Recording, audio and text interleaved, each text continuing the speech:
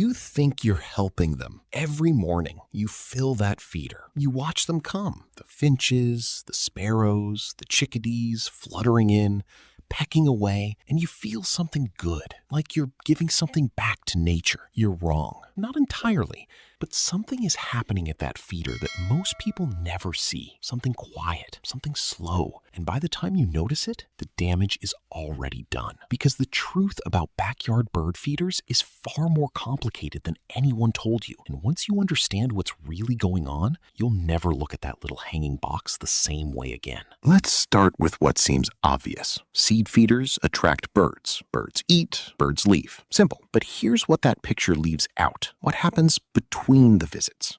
A single backyard feeder can attract dozens of birds from multiple species, sometimes hundreds of individual visits in a single day. And every one of those birds brings something with it, not just hunger, something else.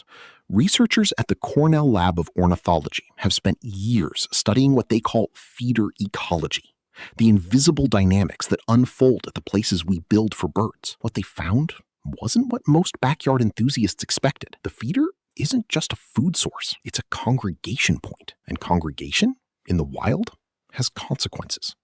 Think about the last time you were in a crowded space, an airport, a train station. Now imagine that every person around you was carrying a different illness, and nobody was washing their hands. That's what a bird feeder looks like to a disease ecologist. Salmonella, avian pox, trichomoniasis, a parasitic infection that causes birds to literally lose the ability to swallow. Housefinch eye disease, formerly known as Mycoplasma gallisepticum, which arrived in backyard feeders in the 1990s and swept through the eastern housefinch population like a quiet wildfire. Scientists documented population crashes in areas with high feeder density. Birds were going blind, and they were spreading the infection at the very places humans had built to help them. That's not the strange part. The strange part is the mechanism, because birds aren't spreading these diseases despite feeders. They're spreading them because of feeders. The design itself, the shared surfaces, the accumulated hulls, the moisture that builds beneath, creates conditions that wouldn't exist naturally. In the wild, birds don't gather in such concentrated numbers at a single food source day after day. They move. They disperse. That movement is part of what keeps populations healthy. We removed that dispersal. We replaced it with convenience. And convenience, it turns out, comes with a cost. Now here's where it gets even more unsettling. Most people, when they think about feeder hygiene, think about a quick rinse every few weeks. Maybe a brush, maybe some soap. But researchers at the University of Exeter published findings showing that even visually clean feeders carry significant bacterial loads. You can't see it.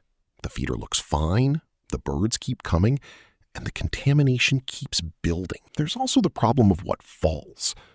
Beneath almost every bird feeder in the country, there's a layer of hulls, broken seeds, and bird droppings slowly decomposing on the ground. That layer becomes a breeding ground for bacteria, for fungal spores, for rodents. And those rodents bring their own set of problems, including attracting predators into spaces where birds feel safe. The feeder draws the birds. The debris beneath draws the rats, and the rats draw the hawks, the foxes, the neighborhood cats. What started as a simple act of generosity becomes an ecological chain that most people never trace back to the source. But even that isn't the deepest problem, because there's something happening inside the birds themselves, something that researchers only recently began to understand, that may be the most troubling consequence of all. When food becomes predictable, birds change. Not physically, not immediately, but behaviorally and over time in ways that ripple outward through entire local populations. Studies tracking feeder-dependent bird communities have found subtle but measurable shifts in foraging behavior, migration timing, and even territorial patterns. Studies tracking feeder-dependent bird communities have found subtle but measurable shifts in foraging behavior, migration timing, and even territorial patterns. In some regions, species that historically migrated south for winter are now staying put, not because the climate has warmed enough to support them, but because feeders have made staying artificially viable. For individual birds, that might seem like an advantage, but for populations navigating a changing world, the consequences of disrupted migration are still being calculated. And scientists aren't sure they'll like what they find. So where does that leave you? If you've been filling a feeder for years, feeling good about it, this information lands differently. It's uncomfortable because the intention was always right. The execution, unknowingly, may not have been. But here's what's important to understand. The problem was never the feeder. The problem was what we didn't know about it. And knowledge, in this case, is the difference between a feeder that genuinely helps and one that quietly works against the animals you're trying to protect. So let's talk about what actually matters. The single most important thing you can do, more than which seed you buy, more than where you place the feeder, is cleaning frequency. Not monthly, not when it looks dirty. Every 2 weeks, at minimum. Every week during high traffic seasons, late winter, early spring, and any period of wet weather. The protocol recommended by ornithologists isn't complicated, but it is specific. A solution of 1 part bleach to 9 parts water. Full submersion, if possible. Scrubbing every surface, every port, every perch. Then a complete rinse, and critically, full drying before the seed goes back in. Moisture is the accelerant. A damp feeder refilled immediately is barely better than one that was never cleaned at all. And the ground beneath the feeder matters just as much as the feeder itself. Rake the debris. Remove it. Don't let it accumulate across weeks and months into that dense, damp mat of discarded hulls and droppings. Some experienced birders place a tray beneath their feeders to catch the fall. Not to let it pile up, but to make it easier to dispose of cleanly and regularly. It's a small change. The difference it makes is not small.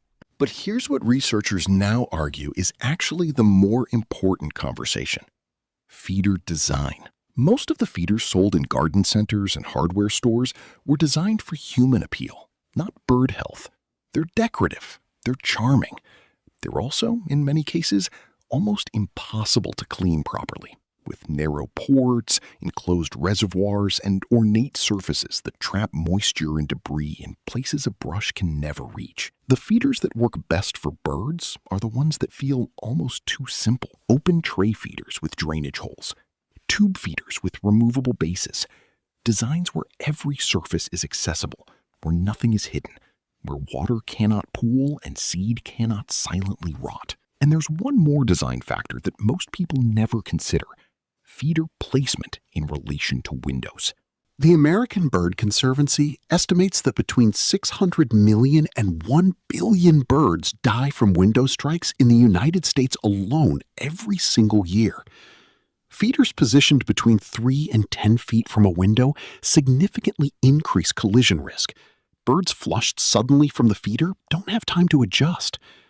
The safe zones are either within 3 feet, where a collision wouldn't build fatal speed, or beyond 10 feet, where birds have time to navigate.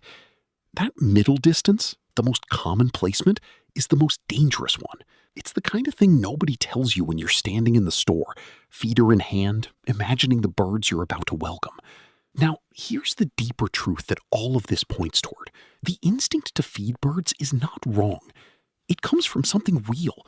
A genuine desire to connect with the natural world, to contribute something, to feel like the relationship between humans and wildlife doesn't have to be purely one of taking. That instinct is worth honoring. But wildlife doesn't need our generosity as much as it needs our attention. What birds actually need, more than seed, more than feeders, more than anything we can hang from a shepherd's hook, is habitat. Native plants, insect populations, clean water, undisturbed nesting spaces. A yard with even a modest planting of native shrubs and flowering plants will support bird life in ways that a feeder never can, because it supports the entire web: the insects, the berries, the shelter, the breeding conditions that birds evolved over millions of years to depend on. A feeder supplements, a habitat sustains. And the most important thing you can do if you want to genuinely help the birds that visit your yard is to think of the feeder not as the answer, but as one small part of a much larger commitment. Keep feeding them, if that's what you choose, but clean the feeder on schedule, thoroughly, without exception. Watch what falls beneath it. Think about where it hangs. Choose designs that serve the bird, not the aesthetic. And then, when you're ready, look beyond the feeder entirely, at the bare patch of lawn that could become a meadow, at the ornamental shrubs that could be replaced with something a warbler could actually nest in. The birds came to your yard before the feeder existed. They'll keep coming if you give them reasons to. Real reasons. Rooted in something more durable than sunflower seeds in a plastic tube. That's the hidden truth behind every well-meaning feeder hanging in every well-meaning backyard. The damage was never intentional, and now that you see it, you can do something about it. Tell me in the comments, how often do you actually clean your bird feeder? And has anything in this video changed what you're going to do differently?